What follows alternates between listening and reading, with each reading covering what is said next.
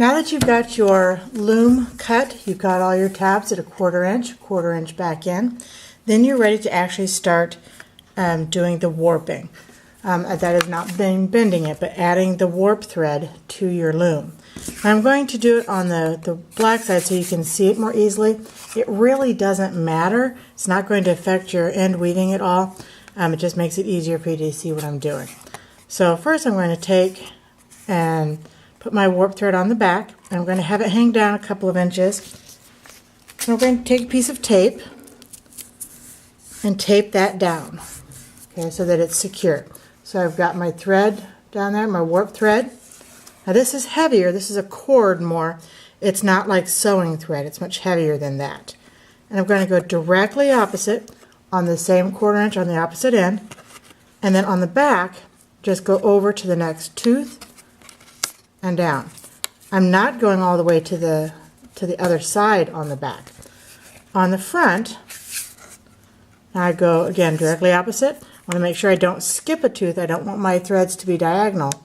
I want to go directly opposite, and again loop over on the back, cut across to my next tooth, tip down, and I'm just zigzagging back and forth around each tooth.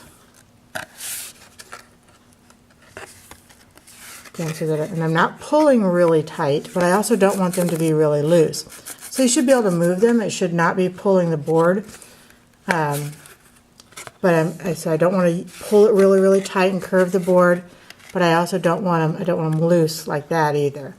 Okay, so just going directly across and through, back and forth, zigzagging as I go. So none of my warp threads should go across on the back. They shouldn't go from end to end. Now if you were making a continuous weave front to back, that's different. We're not doing that.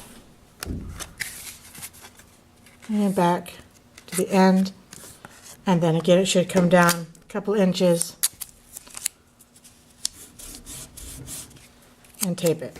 Now if you want to make sure you're secure, you can always have those a little bit, if you have them a little bit longer, you can tie them across in the back as well. So you can tie the diagonal piece. Okay, so that's basically what you should have for your loom.